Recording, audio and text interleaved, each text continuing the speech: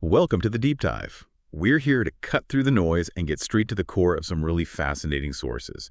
Today, we're diving into something really fundamental. It's about that initial spark, that aha moment you get before you actually start working on something, before the technique kicks in.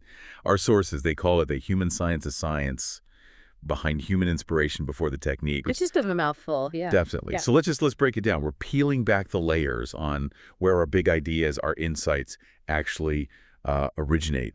And our deep dive today is based on this really comprehensive AI-driven scientific study. It takes apart this whole human thing inspiration, how society's rules shape it, and maybe the biggest piece now, how AI is shaking up how we see ourselves, our societies. So our mission, unpack it all, trace it from like ancient beliefs to modern brain scans, understand how it works, and figure out what it means for us now, especially with AI in the picture. Okay, let's get into it. And it's not just about defining inspiration. What the study really digs into is this meta-level inquiry. Like, how have we as humans always tried to understand our own creativity, our own knowledge? And that's where AI brings something new to the table. It gives us this data-driven way to look at these really complex human things. Not because AI gets inspired, of course. It can't. But it's brilliant at spotting the patterns, the triggers, the outcomes, how our ideas of inspiration have changed over history. It's analyzing us, essentially. Okay, so let's start right there at the core. This inspiration before the technique.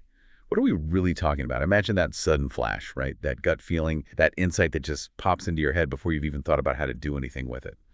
It's often totally subconscious at first. A pure aha moment that comes before you apply any skill or theory you've learned. Like the classic story, maybe true, maybe not, of Kekule dreaming of the snake eating its tail. And suddenly grasping the benzene ring structure. Or Newton and the apple, that kind of thing. Those first, almost involuntary bursts. Exactly those moments. And it's fascinating how our view of where that spark comes from has just completely transformed over time. Back in ancient times, it was almost always seen as, well, divine, supernatural. The word inspiration itself comes from Latin, inspire, to breathe into. Oh, interesting. Yeah. The Greeks had their furor poeticus, this divine frenzy, the idea that poets were just channels for the gods. Hebrew prophets felt compelled by divine revelation. Christians saw it as the Holy Spirit. Even Old Norse poets, the skalds, thought the gods gave them their skill. It was all external.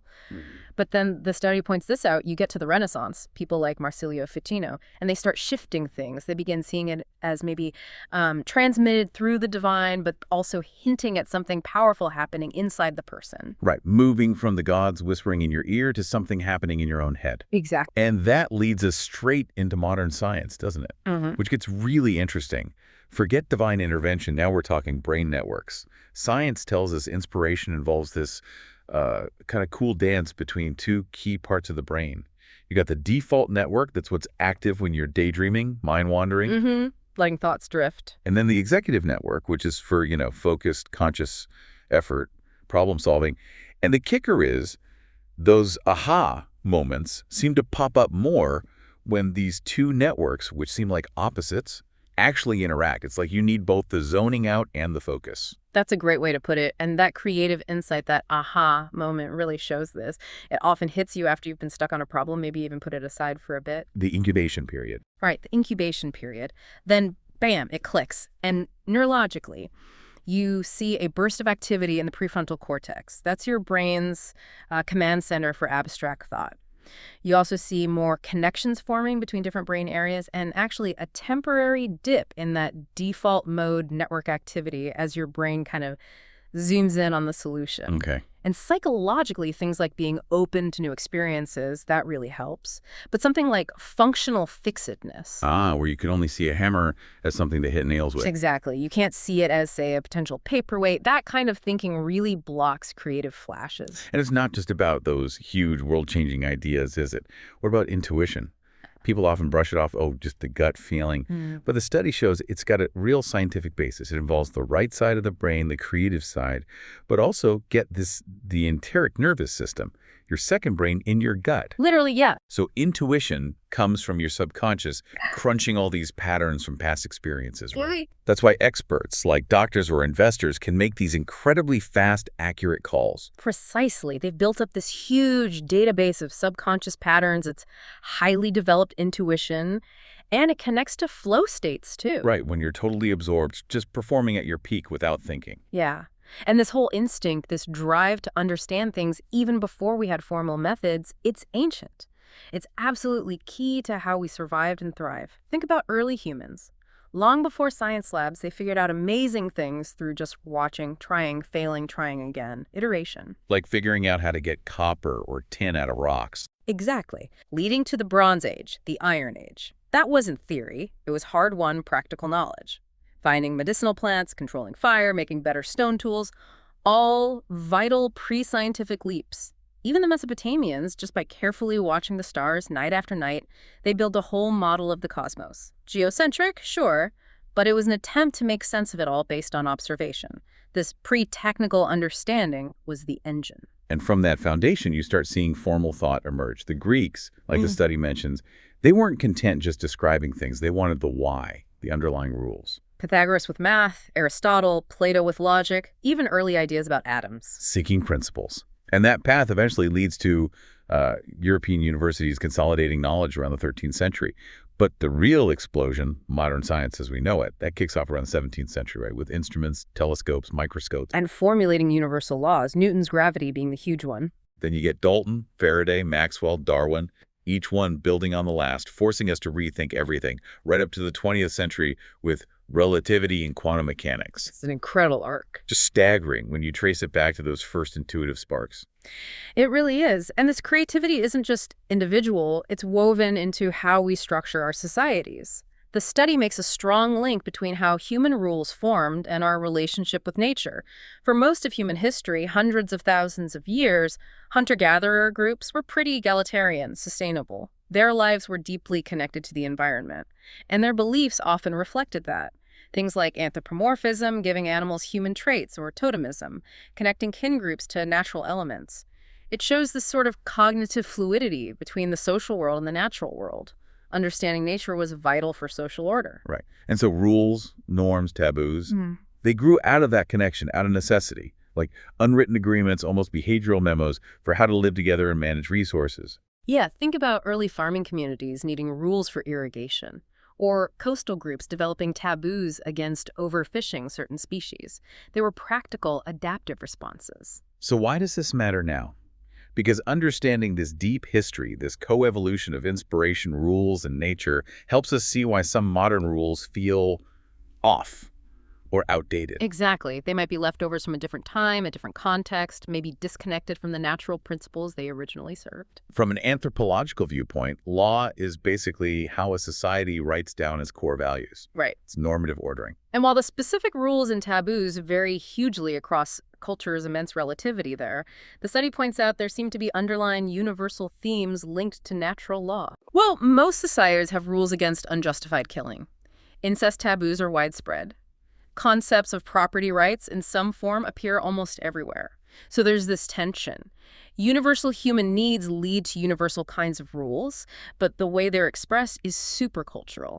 And that tension helps explain why we constantly question rules, why some feel unnecessary or need fixing. They might be specific cultural versions that aren't working anymore, even if the underlying need is still valid. And this whole idea of natural law and governance really got formalized during the Enlightenment, didn't it? Massively.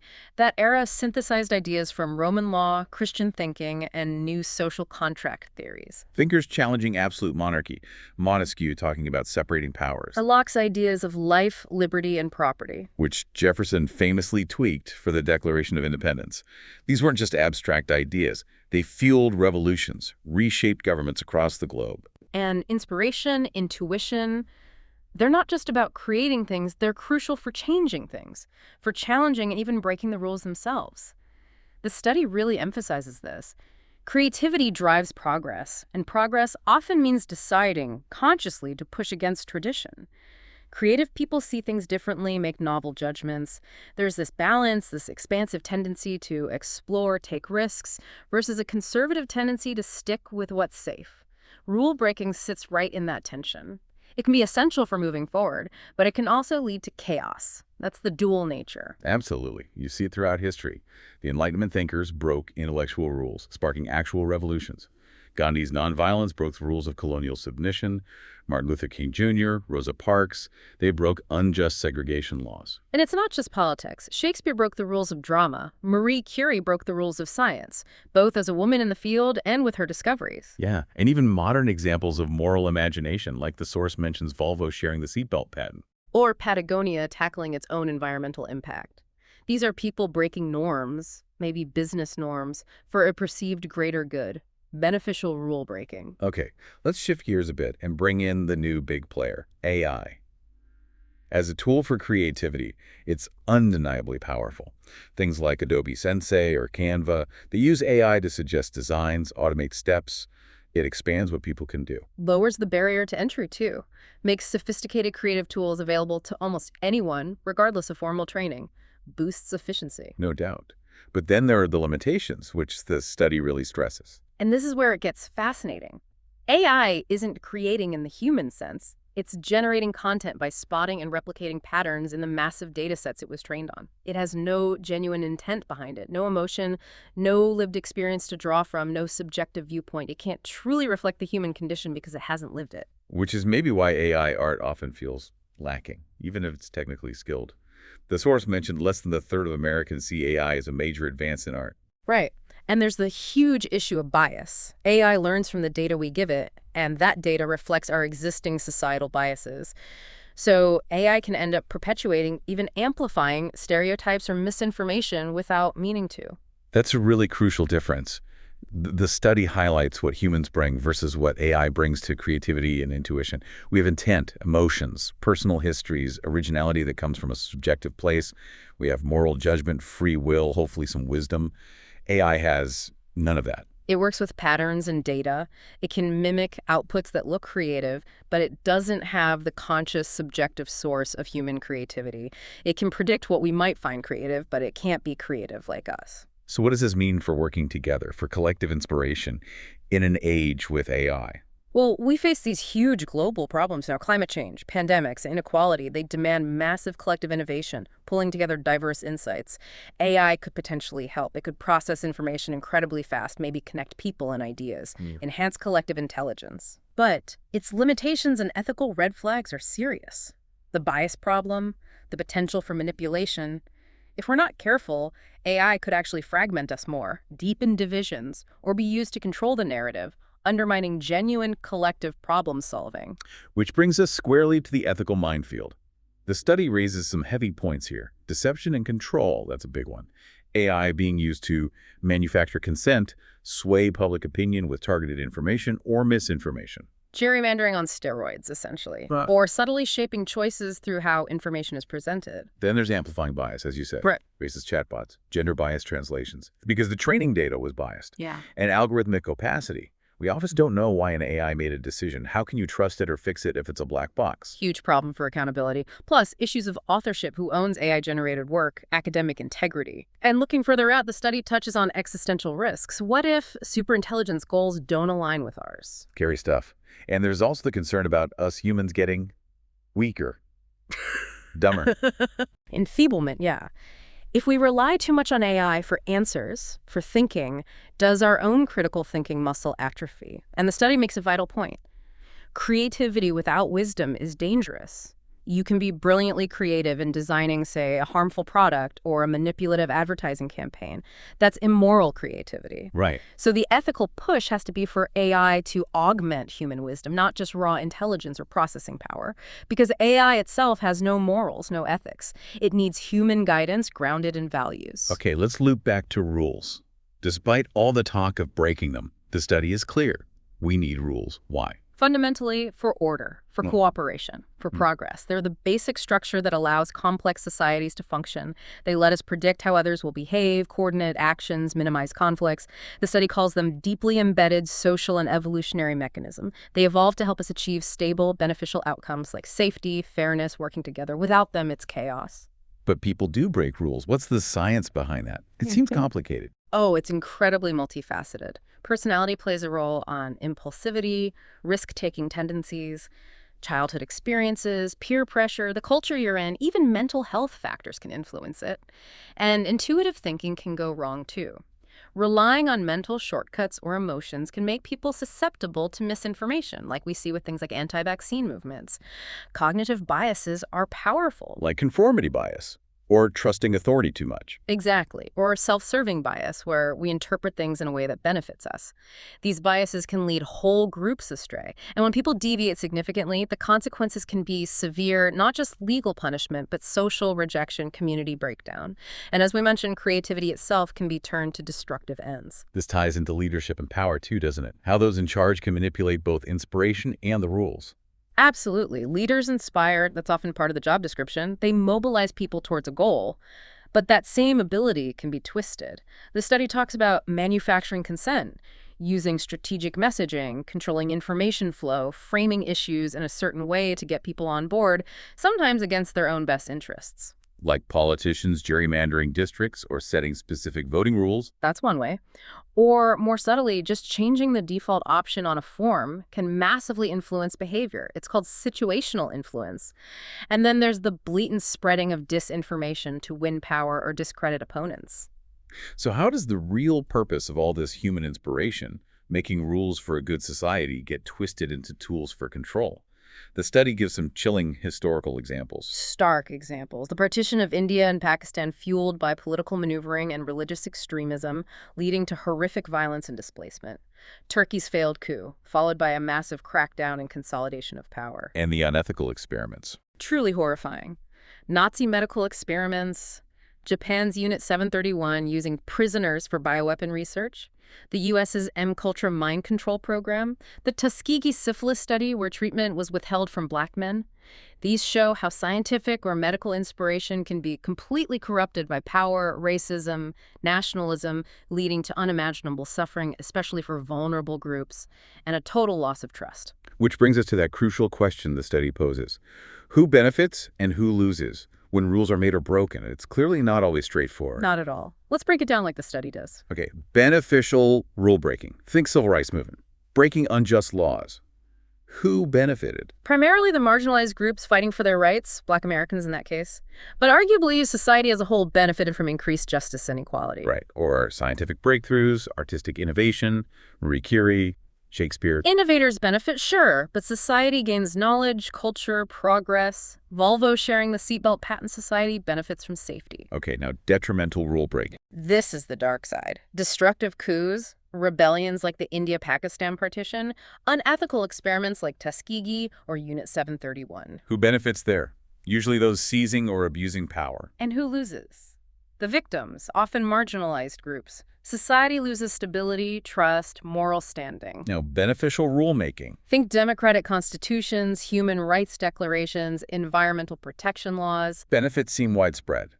Citizens get rights and protections, vulnerable groups get specific safeguards, future generations inherit a potentially better world. Generally, yes, though implementation is key. And finally, detrimental rulemaking. Jim Crow laws imposing segregation, authoritarian decrees crushing dissent, gerrymandering to lock in political power. Here, the beneficiaries are the dominant groups maintaining control.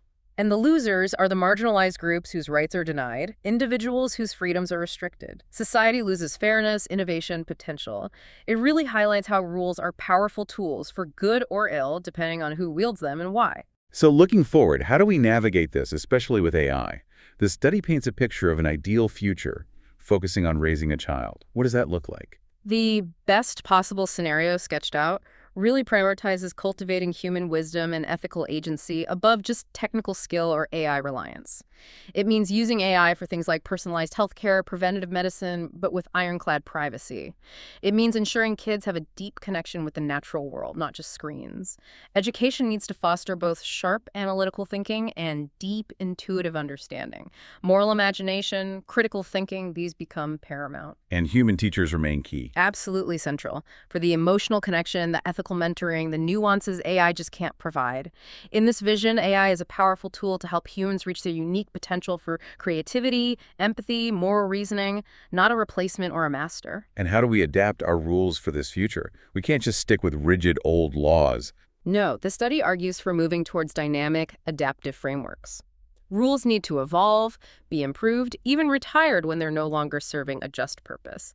This means finding a balance between universal ethical principles like fairness, dignity, and respecting diverse cultural contexts. Transparency and accountability are non-negotiable for both human leaders and AI systems. And allowing for responsible rule breaking. Yes, fostering moral imagination and principled dissent, creating safe, legitimate ways to challenge the status quo without everything falling apart. It's a tricky balance. Which requires strong ethical guardrails for AI itself. Essential. The study outlines key strategies: embedding human values into AI design from the start, actively fighting bias in data and algorithms, demand and transparency. We need to understand how AI reaches conclusions, no more black boxes. Clear lines on authorship and accountability for AI outputs. Robust safeguards against AI being used for manipulation or control. Designing AI to enhance human agency and critical thinking, not replace it. And crucially, setting up independent, diverse ethical review boards to oversee AI research and deployment. Wow. We've covered a huge amount of ground. From the first spark of inspiration, through its entanglement with societal rules, to the massive disruption and potential of AI, and the ethical tightrope we're walking. It really traces that whole arc, and the core message, I think, is that AI's role should be to augment our uniquely human capacities, our wisdom, our ethical sense, not diminish them. That requires careful thought about the rules governing AI and the rules AI might help us manage. What the study calls meta-rules, rules about rulemaking in an AI age, always anchored in human values. It demands ongoing conversation across all disciplines. So let me leave you, our listener, with a final thought, building on everything we've discussed. Given AI's incredible ability to analyze history, spot patterns, maybe even predict the consequences of our rules, how could we collectively use this power? Could we use AI to help us identify and ethically retire the rules, the norms, the biases in our societies that are holding us back, that are unjust or simply outdated? Could we guide AI not just to enforce the world as it is, but to help us actively imagine and build the world as it should be? Something to think about. This is DigitView.